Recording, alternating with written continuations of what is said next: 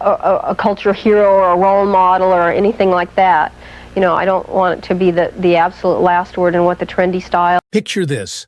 Los Angeles, 1979. Backstage at the iconic Troubadour.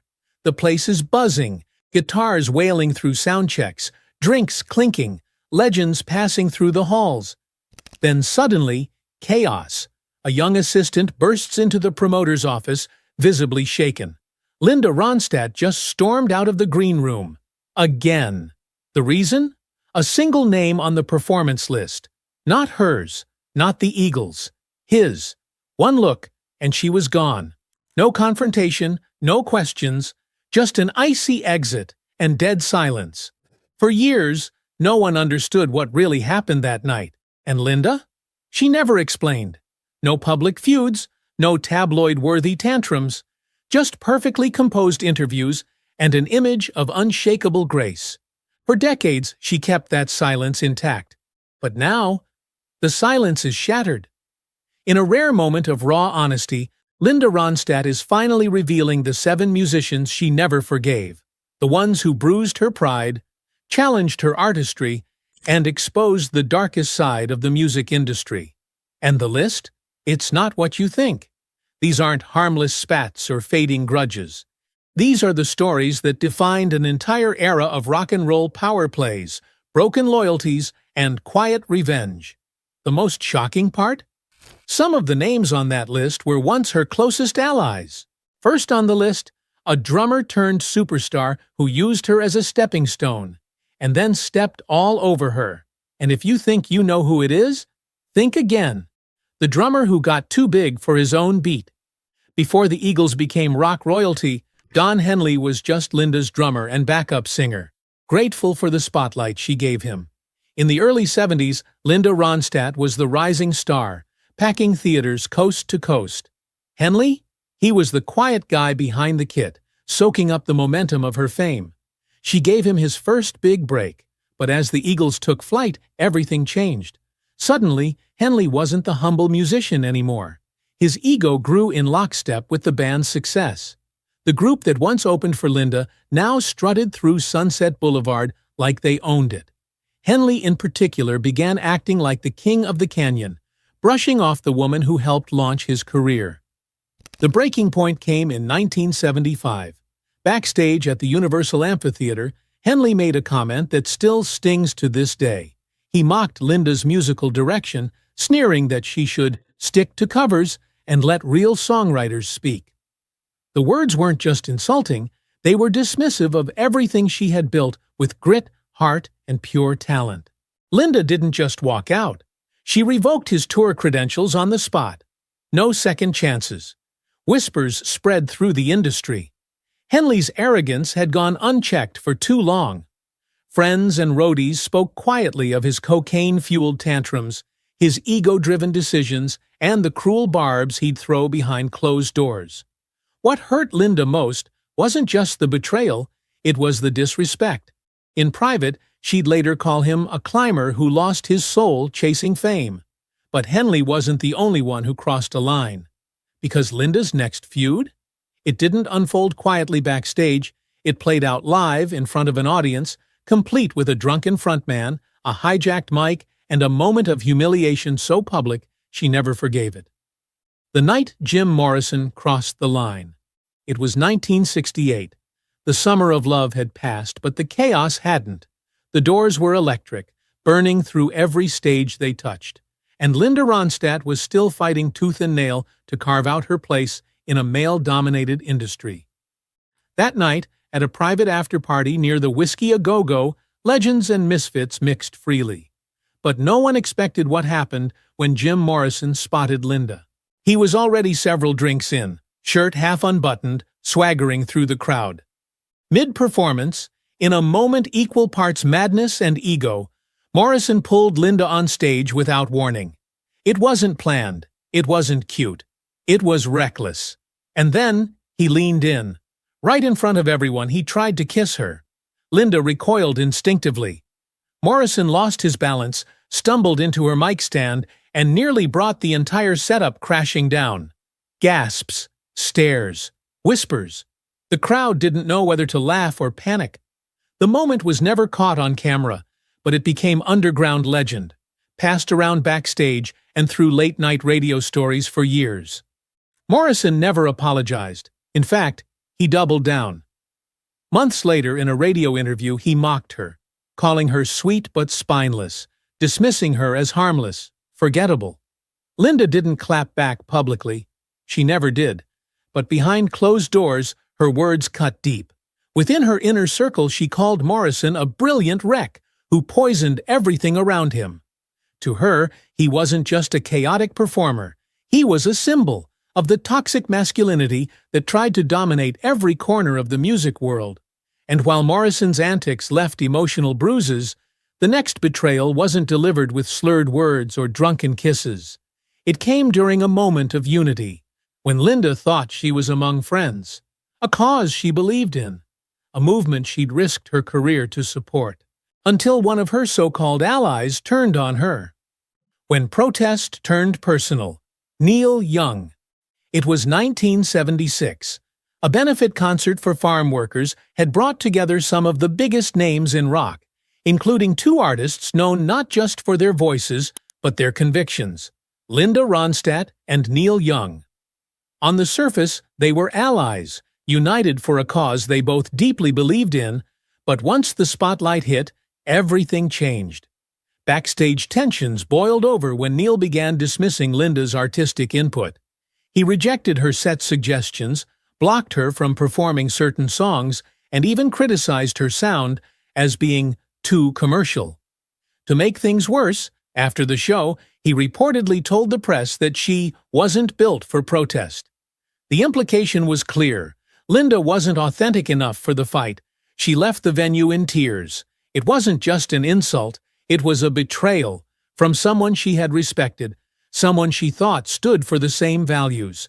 Being painted as hollow by a fellow activist cut deeper than any critic ever could. That night marked a turning point. From that moment on, no matter how noble the cause, Linda never shared a stage with Neil Young again. Behind closed doors, she called him loud in message, cruel in execution. To her, his activism rang hollow when paired with that kind of arrogance. But if that moment shook her personally, the next one would devastate her artistically. Because the next betrayal didn't come from backstage politics or public statements. It came in the middle of a studio session, in front of a full room of musicians, where Linda was stripped of her confidence with just one chilling line. When genius becomes cruelty. Frank Zappa. Their meeting in 1974 had the buzz of something iconic. Frank Zappa, avant-garde, unpredictable, the mad genius of experimental rock. Linda Ronstadt, genre-defying, vocally unstoppable, and on the rise. On paper, it was a collaboration that could have redefined boundaries. Instead, it collapsed in a matter of hours. It started with promise. Linda expressed genuine interest in recording one of Zappa's tracks, but as soon as they stepped into the studio, things went sideways. Zappa dismissed her creative suggestions with a smirk, calling her sound too sanitized. He accused her of trying to water down his music, turning raw art into a jingle fit for car commercials. The tension reached its breaking point during a live rehearsal. In the middle of the session, Zappa stopped the band cold. The room went silent. Then, in front of everyone, he sneered. "This is what happens when you hand real music to a pop singer." The room froze. Linda didn't yell. She didn't argue. She quietly packed up and walked out, humiliated, hurt, and done. She never returned, and she never collaborated with Zappa again. Publicly, she said nothing, but behind the scenes, close friends recall her words clearly. She called Zappa brilliant but brutal, a mind she respected, but a man she could never trust again. Still, creative differences with difficult artists were one thing, but what came next? That pain ran deeper, because the next name on her list wasn't an eccentric genius or a chaotic frontman. It was someone she once called family, a fellow trailblazer who turned on her when it mattered most. Laurel Canyon's fallout. David Crosby. In the golden haze of Laurel Canyon, Linda Ronstadt and David Crosby were once like musical kin. They shared not just stages and studio time, but an unspoken trust rooted in the countercultural movement they both helped shape. Crosby's harmonies and Linda's genre-crossing vocals were part of the same revolutionary wave, and in those days, the bond seemed unbreakable. But by 1978, that harmony had turned to tension. During a vocal session for a collaborative track, Linda requested a simple key change, one that would better fit her voice. Crosby refused, brushing her off with a dismissive, "You should learn to adapt." What might have been a minor disagreement quickly snowballed. Heated words were exchanged, and their argument didn't stay in the studio. Within days, it had leaked to the press, turning into one of the most whispered-about clashes in the canyon. But it didn't stop there. Crosby went public in Rolling Stone, calling Linda manufactured, implying she was more product than talent. For Linda, who had built her entire career on raw ability and creative instinct, it was a dagger to the heart. She didn't respond in interviews. She never did. But the silence she maintained was anything but passive. She made a quiet but pointed move. She banned his name from being spoken around her band and inner circle. Studio musicians were told not to bring him up. His music was removed from her tour playlists. It was as if he no longer existed in her world. To Linda, Crosby had betrayed not just a friendship, but a shared ideal of what Laurel Canyon once represented. Privately, she referred to him as a warning sign, proof that even the most brilliant minds could be consumed by ego, drugs, and fame. And while Crosby's betrayal was personal, the next on her list was something colder. A public jab that turned punk poetry into weaponized cruelty. Punk provocation. Elvis Costello's public insult. It was 1979, and Cleveland was buzzing with energy. A major festival had drawn together icons and up-and-comers alike. Linda Ronstadt, fresh off a string of chart-topping albums, was one of the headliners. At the peak of her powers, she was an established force. That night, all eyes were on her. And one of them belonged to Elvis Costello. He was the new kid on the scene. Brash, brilliant, barely filtered. Punk rock's intellectual rebel with a chip on his shoulder and something to prove. But no one expected what happened next. In front of a cluster of reporters, Costello sneered, calling Linda's set background music for brunch. It was more than a jab. It was a public humiliation. The comment spread quickly, and when Linda confronted him backstage, hoping for clarity or maybe even an apology, she got something else entirely. Costello, reportedly drunk and arrogant, looked her in the eye, threw another cold insult, and walked off without a word of remorse. Linda never looked back. To her, Elvis Costello represented something bigger than just one rude remark. He embodied a new kind of artist, clever but heartless, critical without compassion, not rebellious, just cruel for the sake of it. She saw no soul in his defiance, only ego. And yet, even that bitterness couldn't compare to the final heartbreak on her list. Because the last name wasn't a wild rocker or a brash newcomer, it was someone whose music should have harmonized with hers. A voice so compatible, it seemed like fate was trying to put them on the same path. But behind the scenes, the clash was undeniable, and what should have been a dream collaboration turned into a silent war. Perfection or control. Paul Simon's cold dismissal. In 1982, it seemed like the perfect collaboration. Paul Simon, one of the most respected songwriters of his time, and Linda Ronstadt, the reigning queen of genre-defying vocals. When she agreed to duet with him for his upcoming album, fans and industry insiders alike buzzed with excitement. On paper, it was a dream.